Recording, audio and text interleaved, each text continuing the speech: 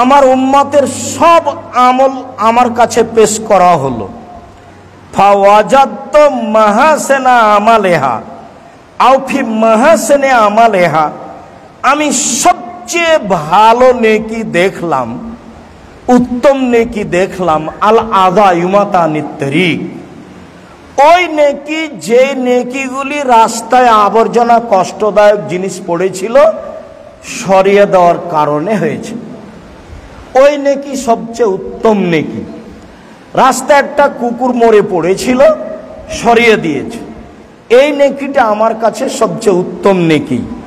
রাস্তায় একটা গাছ পড়েছিল, কেটে সরিয়ে দিয়েছে, সেই নেকিটা আমার কাছে সবচেয়ে উত্তম নেকি। এইটা আমার কাছে পেশ করা হলো। তারপরে অজাদ্দ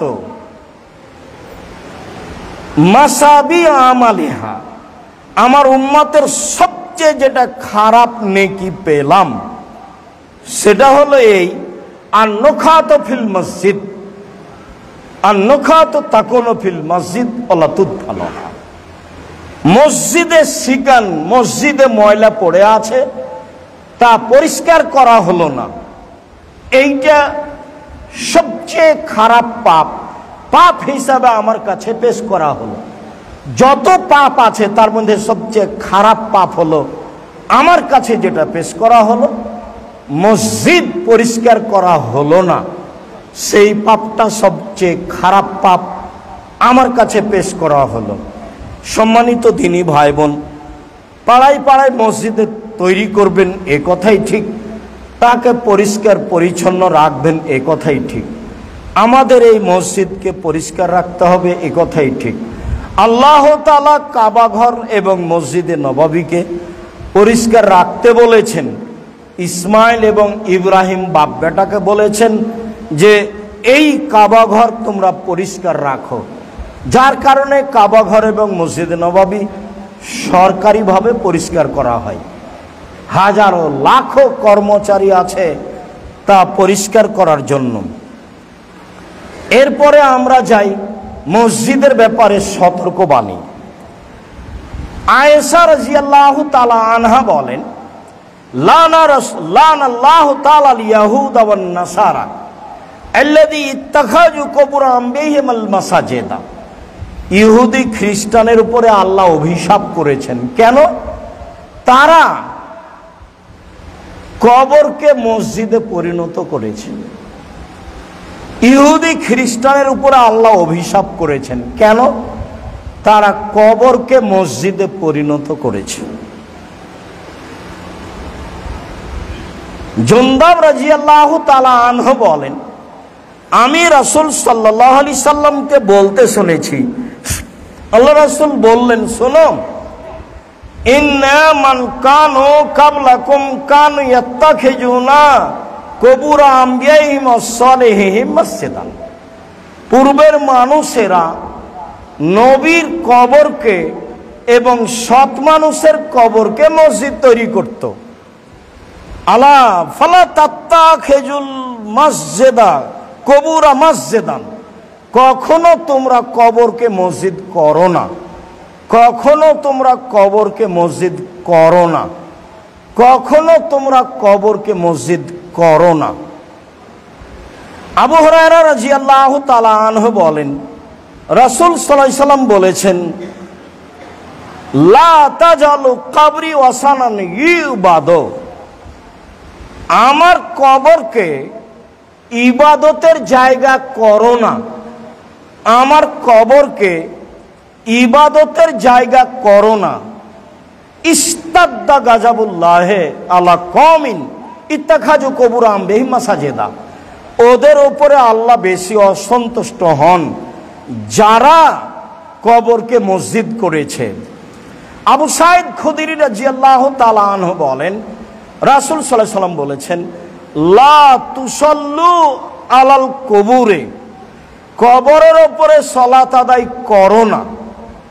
আল্লাহ রাসূল বলেছেন, লা তুসাল্লু ইলাল কুবুরে, তোমরা কবরের দিকে মুখ করে সালাত আদায় করো না।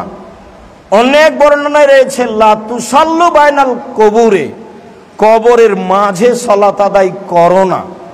ঢাকা শহরে বহু মসজিদে ভিতরে কবর আছে, এইসব মসজিদে সালাত আদায় করা যাবে না। মসজিদের ডানে বামে পূর্ব পশ্চিমে কবর থাকলে সেই মসজিদে সালাত আদায় করা যাবে না। ঢাকা শহরের শত শত মসজিদে সালাত আদায় করা যাবে না মর্মে সারা পৃথিবীর মানুষকে সতর্ক সাবধান থাকা উচিত। কবর সংক্রান্ত মসজিদে সালাত আদায় করা যাবে না। ফজিলতে আমরা আরো কিছু কথা বলি।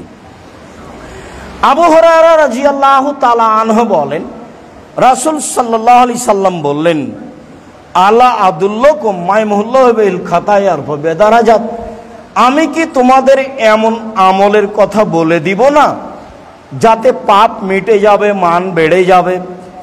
আমি কি তোমাদের এমন আমলের কথা বলে দিব না যাতে পাপ মিটে যাবে, মান বেড়ে যাবে? সাহাবীগণ বললে, বলেন কিসে পাপ মিটে যাবে, মান বেড়ে যাবে? ভালো কথা।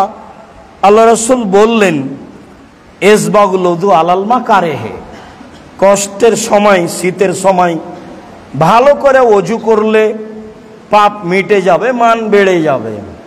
ওয়া কাসরাতুল খুতা ইলাল মসজিদ ইলাল মাসাজিদ, পায়ে হেঁটে মসজিদে গেলে, বেশি বেশি পদক্ষেপে মসজিদে গেলে পাপ মিটে যাবে, মান বেড়ে যাবে। ওয়া ইনতিজারুস সালাত বাদা সালাত, সালাতের পরে সালাতের অপেক্ষা করলে, মসজিদে বসে বসে সালাত আদায়ের অপেক্ষা করলে পাপ মিটে যাবে, মান বেড়ে যাবে। এই কথাটা আরেকটা হাদিস থেকে বলি। আব্দুল্লাহ ইবনে আব্বাস রাদিয়াল্লাহু তাআলা আনহু বলেন, রাসূল সাল্লাল্লাহু আলাইহি সাল্লাম বলেছেন, আল্লাহ তাআলা বলেন, মানে হাদিসে কুদসি, আল্লাহ তাআলা বলেন, ইয়া মুহাম্মদ, হে মুহাম্মদ। আল্লাহ আমাদের নবীকে মুহাম্মদ বলে ডাকতেন, জিবরাইল আমাদের নবীকে মুহাম্মদ বলে ডাকতেন, সাহাবীগণ আমাদের নবীকে আল্লাহর রাসূল বলে ডাকতেন। আল্লাহ রাসূল এইটা কি করব? আল্লাহ রাসূল এইটা কি হবে?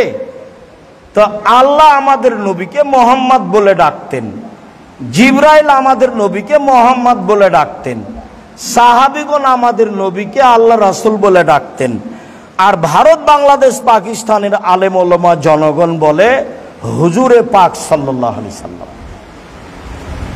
কত বড় অপরাধ, নেহায়াত অন্যায়। মানে আল্লাহ রাসূল মারা যাননি, উনি হাজের নাজের, মানে কথায় অপরাধ, বাক্য এভাবে বানানো আছে।